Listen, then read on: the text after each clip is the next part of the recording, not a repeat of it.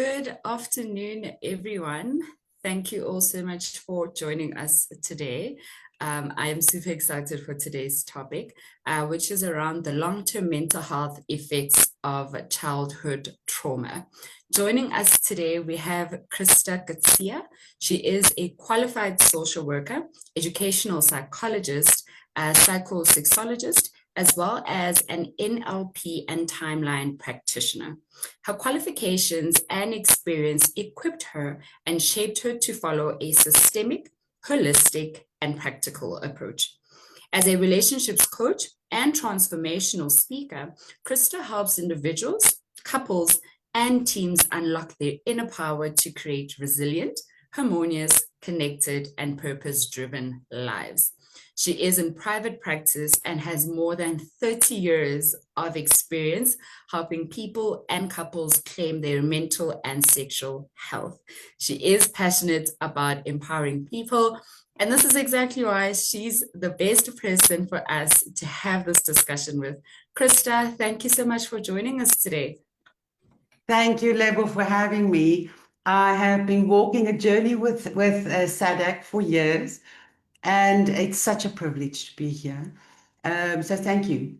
I absolutely enjoy being here, and I'm looking forward to spending the time with you.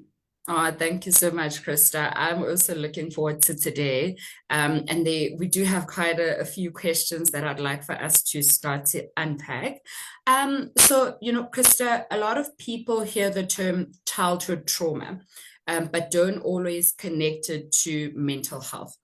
Can you help us understand what the connection between childhood trauma and mental health actually looks like?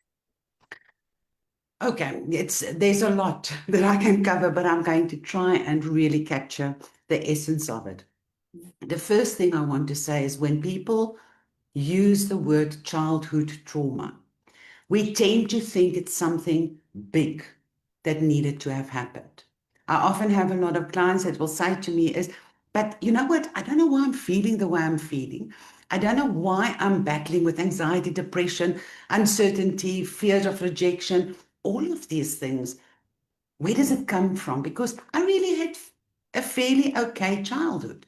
And what is important for the moment that our brain develops, we're starting to perceive the world. And we don't always at that stage have the cognitive ability, the words to put to it. So we can go back and to say the moment that the brain develops, even in the womb, there's certain experiences that we are starting to pick up and we're trying to make sense of it. Sure. Once we're born, between 0 and 7 years, we talk about as the formative years. And that's the one word, but it's the imprint years. That's where we are engaging with the outside world and certain imprints are being passed upon us. And we're starting to make sense, experience certain things. That's our belief systems are starting to form. Between 7 and 14, we're talking as the modeling years, and then from 14 to 21, we talk as the socialization years. Now, in those years, there's so many information that comes in. We're trying to make sense of what's going on. We develop behavior patterns to try and avoid or go towards certain situations, try and make sense, and that we take into adulthood. So our mental health is already started to be affected from the moment that our brains start developing. So as an adult, yes, whatever happened in your past doesn't have to be big. It can be something small. It has an impact on your mental health, the perceptions that you have of the world and how you relate to the world. Sure, Christa. Thank you so much for that. I think, what you mentioned there is the importance of, obviously, from childhood, there is a lot of development that happens there and a lot of engagement that we're having externally. And it obviously impacts, our mental health. And I want to ask this question, why is it that something that happened years ago, right, in childhood, can still affect a person so deeply in adulthood? We have to realize we've got a conscious mind and an unconscious mind. Now, the easiest for us to explain that is sometimes we do certain things automatically and we don't even think about that. Take driving a car. In the beginning, you are so aware of getting behind the steering wheel and everything that needs to happen. Later on, you can be driving and be thinking and do about other things, looking and observing. And sometimes you get home and you say, I didn't even realize what I did. So why I say that is when we experience certain things in life, the unconscious mind is there to protect us. So often what happens is if it's too much information, we don't know what to do with it, we suppress it to the subconscious mind, the unconscious mind, so that we can survive life and that we can continue. Now, this is sitting there at the bottom and it's starting to form certain perceptions. Now, if we talk about trauma, we often hear the words fight, flight, freeze, and then one that we don't often talk about is fawn. And fawn is the pleasing part. So we develop certain coping skills. And as we try to cope with whatever is coming, the information is coming through. So I either develop a flight, I want to get away from it, so I keep quiet, I just suppress, don't make waves, or I start fighting, rebelliousness, cheeky, going out, having a defensive reaction. The freeze is when you just stand there and you just don't do anything. The fawn is the people starting to form ways of pleasing. They're always trying to please somebody else. So it's so important for us to realize that in adulthood, I'm not aware often of things that happened in the past, but I have got a backpack full of coping skills and belief systems, and I bring that with me into adulthood. So I might not be aware of why I do certain things until I start unpacking it. And it often leads back to our childhood, where certain perceptions, belief systems, certain experiences were processed in a certain way and left unresolved so that I could just continue with life. Yeah. We've got a fascinating brain. And we have to just always honor the fact that we find ways to overcome and not let childhood trauma hold us back in an obvious way. We find a way to cope through it, to survive it. But somewhere we need to go back and actually go dig deeper so that we can address what's underlying, to resolve what is actually the driver of certain of our behavior. Sure, Christa. And, you know, I love what you said there, that there are some things that have happened in the past that we don't necessarily understand why it is that we do certain things that we do currently because of things that actually happened in the past. And I love what you said about unpacking and going back and actually understanding what is the root cause, you know, what actually happened that could have led to me being like this. And I want to ask this question, is it ever too late to unpack childhood trauma and start healing from it as an adult?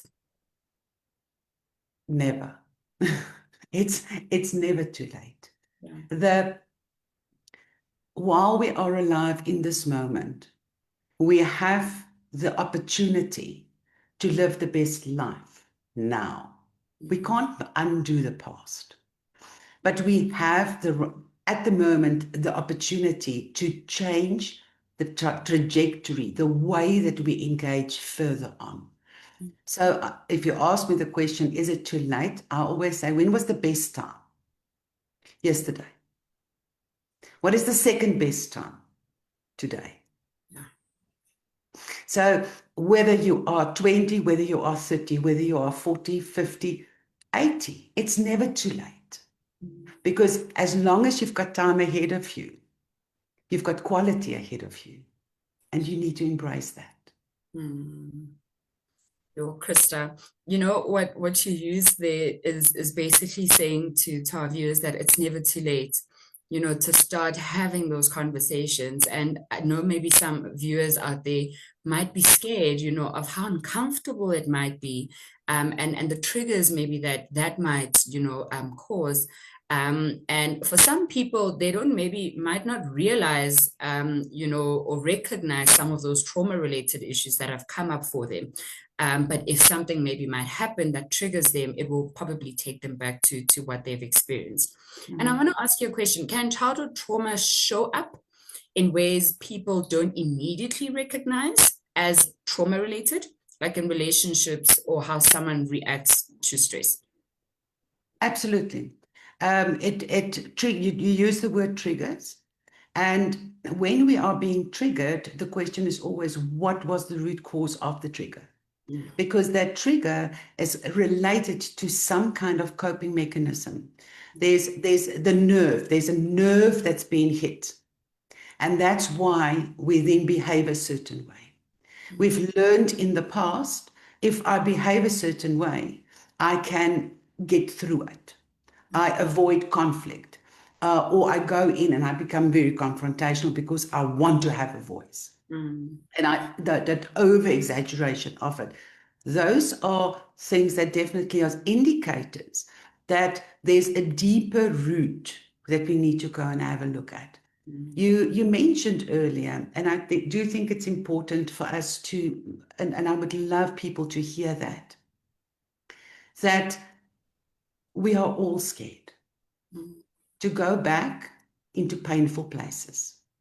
We are all consciously scared to go and relive it because the reality is you survived it.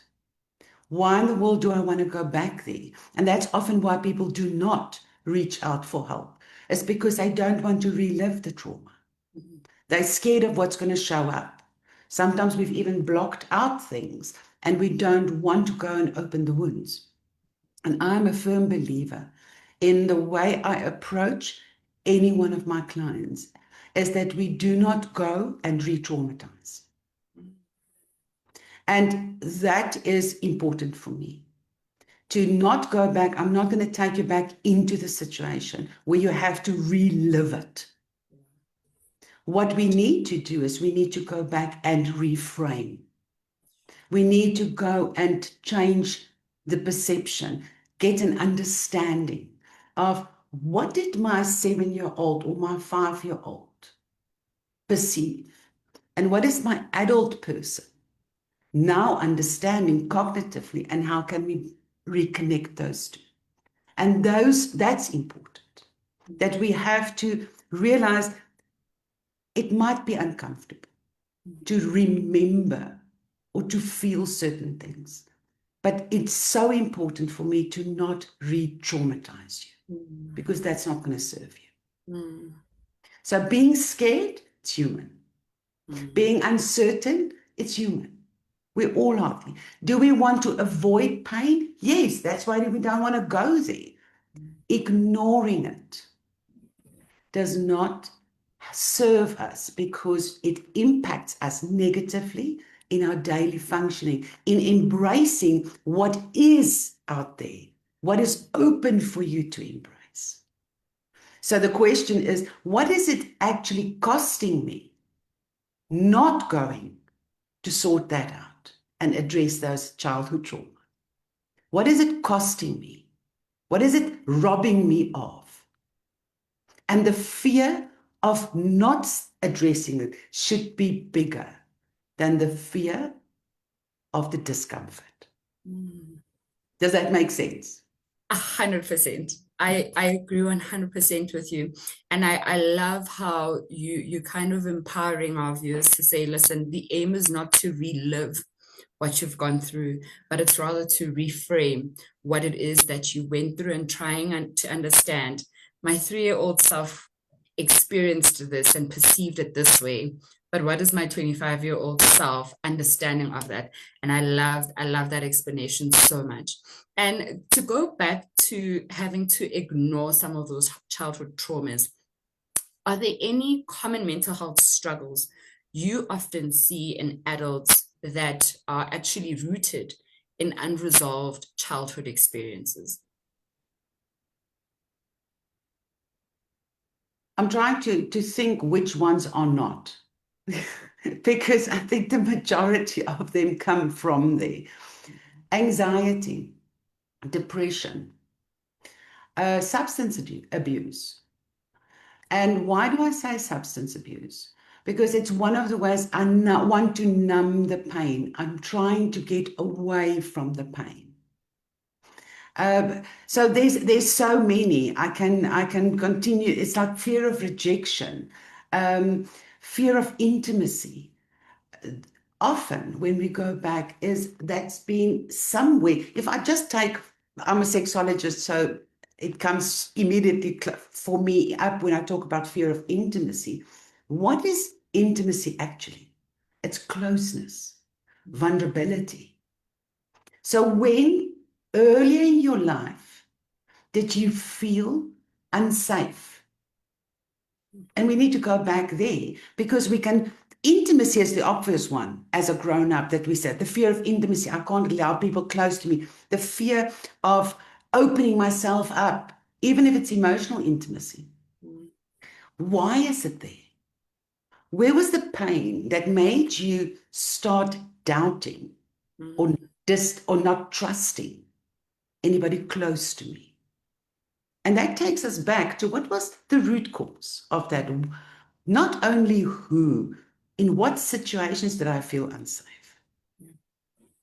And those are that then it will open up so many pointers. And this is coming back to my point that I said in the beginning. It's so important that childhood trauma does not have to be a major event. Yes, major events emphasize a lot of the pain. But it can be, if I can, for a moment, if we go and use the word violation, if I feel violated.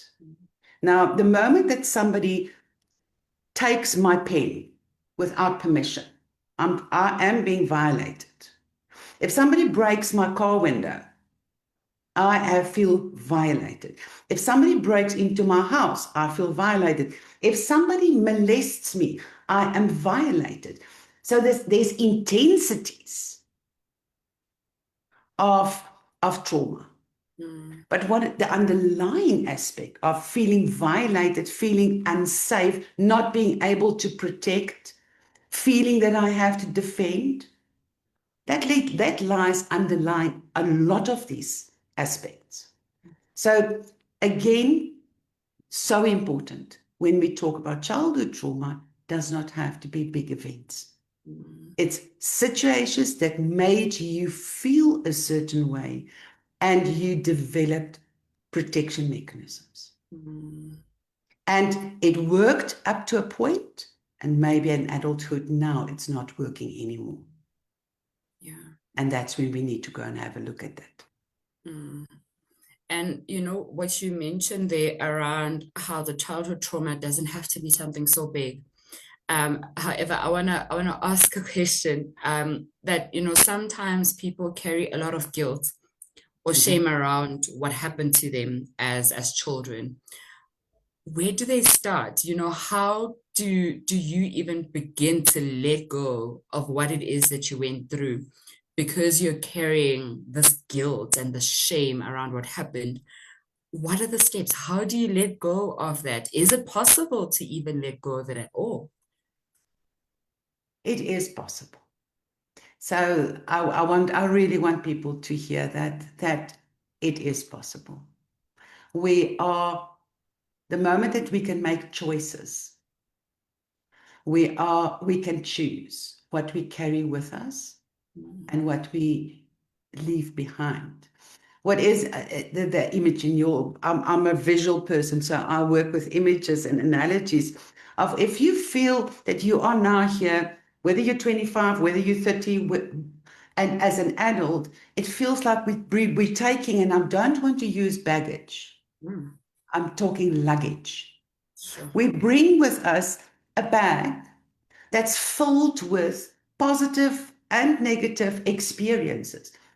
The ones that are loaded, the trauma part, they're heavy. So it holds us back.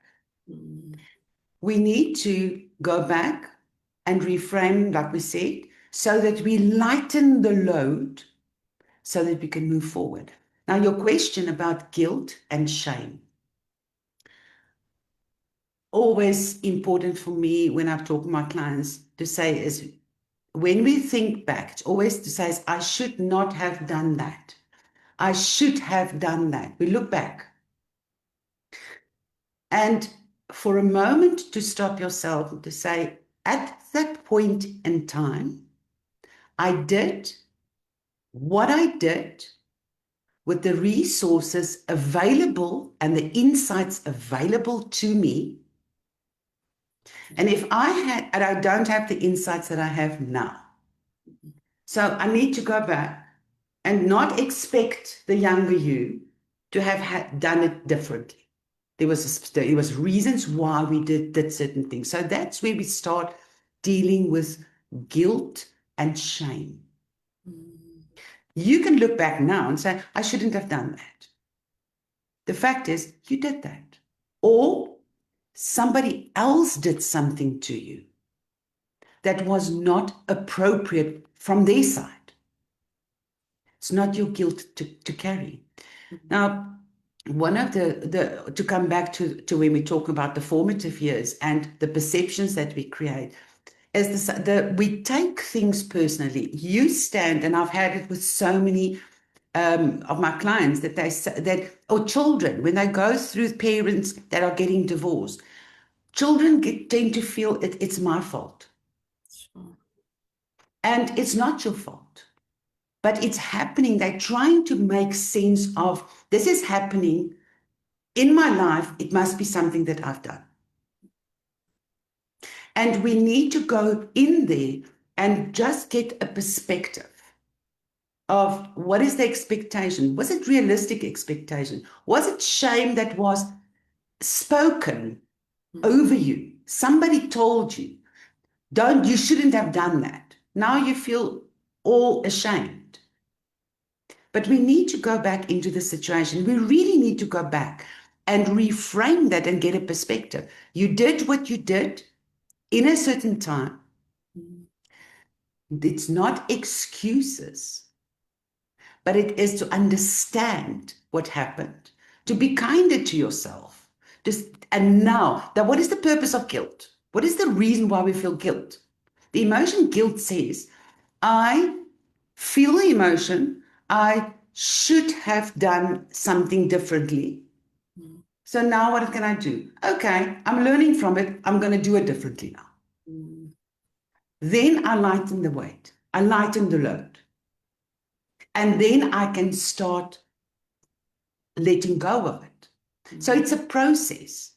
And to add on, if I can, to add on to it is, when your question is, do we ever really get rid of the shame? Do we really ever get rid of the guilt? Do we really able to let go of the childhood trauma? It's like a scar. The moment that the injury happens, it's painful. And then as time goes on, there's a scar. But the healing happens when you really heal it. And then you can start looking at the scar.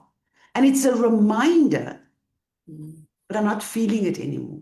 Because I can look and to say, okay, what am I going to do with it? How am I going to behave differently now? I've learned. I've got perspective. And that helps us in times that we are feeling very down. We all go through difficult times. Certain times, very stressful times, tend to bring up the past stuff. So it's a reminder. It's like almost a nerve that's been hit. And then we can stop and say, okay, I now know where to put it. Yeah. I can make a different choice.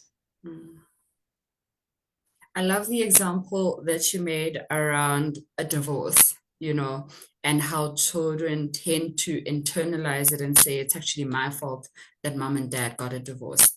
And I want to pose this question that, shame and a difficulty in feeling like you can forgive yourself are often associated with childhood trauma. How does someone struggling with these difficult emotions start to heal and come to accept that actually it wasn't their fault?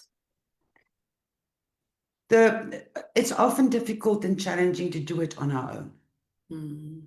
So if there's anything like that where you say is, how do I let go? How do I not carry this guilt with me? I would implore people to reach out and seek help. Help, let somebody walk alongside you that will guide you and hold your hand while you're doing the work, but to help you to get the perspective. Reach out for help on our own. We stay in our heads and we keep on circling back to the same things. We battle to break the patterns. We battle at times to really change that perspective on our own. It's possible. A lot of people have done that. But I would definitely advise people reach out, because it's a process and you're going to need an objective guidance in the process to just help you to get the perspective. I think So it's very, you can yeah. see. Yeah, Yes. yeah. I think it's very important, and I actually love what you said there, that people need to reach out and they can't do this on their own. There has to be a level of guidance that they're receiving. Now, how can an adult who survived childhood trauma tell if they actually need help, support, or therapy? How is it that they can tell that they need that support, help, and therapy? When we start realizing, first of all, sometimes it's not so obvious to the outside world, but we know internally. I just have a feeling that something's not okay. I'm getting frustrated with feeling so stressed, or I can't handle my emotions. I can't manage my emotions. I feel overwhelmed. Those are all indicators that it's time to really go and look at what's going on. So the moment that I'm in my life feeling that I'm not where I'm supposed to be, and I know I need this, there's just something holding me back. Those are immediate indications that we can all do with some form of therapeutic intervention. Unfortunately, it's been stigmatized. If you go see a psychologist, if you go see a counselor, if you reach out to a helpline, that there's something wrong with you, that I am the only one, or it's frowned upon. We need to break that. Yeah.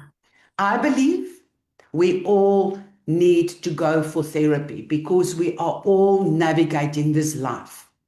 And we all have things that's holding us back, and we can all benefit from an objective point of view that guides us.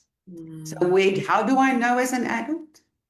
If you are having relationships concerns, if you keep on seeing patterns that are not working for you, falling into old habits, not able to break negative or let go of negative influences or behavior, just reach out and go and address it. Because you deserve more. You deserve to live a fulfilling and free life. We are all developing, and while we're on this earth, we're growing. So are we ever fully grown? Have we all sorted it out? No, because life still happens to us on a daily basis. Oh, Christa. And you know, the importance of reaching out for help plays such a huge role in one's life. And having to start to unpack and have those uncomfortable conversations. It is scary, like we mentioned earlier, but there is a need for it. And like what you said, it's not actually the baggage that you're carrying with you, it's rather luggage, because there is the positive, but there's also a bit of the negative in there. And it's very important that we start offloading bits by bits, so that the weight is a bit lighter. And I loved what you said around that. Before we wrap up, what can those of us in the audience who are survivors of childhood trauma and are needing help, what is it that we can do? I think there's something very powerful. If you've survived childhood trauma, you've got a story. And if you survived and worked through it, the ones that have started working on it, it's so important to share your story because that inspires growth, that inspires hope for the ones that need to start the journey. So start sharing your story. What have you learned? How did it? Tony Robbins talks about not life is happening to me, but life is happening for me. Oh. Go back and learn to say, how did it shape me? And what did I learn from that? Although it was painful. And I need to share that. The ones that are sitting on the brink and having to make a decision to say, do I reach out or don't I? I want to invite you to claim the life you deserve. And it's one call away, one step away. Just start the process. Because if not now, then when? Tomorrow is already one day later than today. When was the right time? The best time yesterday. When is the second best time? Now. So let's not wait. Yeah. Reach out. And if you have learned some valuable lessons, speak up. Because that be the courage that others need. Let them borrow your courage. And that's how we start changing this world, one life at a time. Sure. Christa, I could have this conversation with you for hours and hours. And I literally mentioned this earlier. This is such an interesting topic. And thank you so much for sharing such knowledge, such powerful knowledge, and uplifting all of our viewers to reach out for help, to start having those conversations and to have the courage, to reach out and to speak up. Because having to speak about what it is that they're going through will also empower them to say, wow, actually, I did that, so thank you so much. We truly do appreciate it. And to all of our viewers, thank you so much for joining us today. We truly do appreciate it. And from my side and Christa's side, have yourselves a great day and we will see you next week. Bye. Lovely. Thank you so much. Thank you.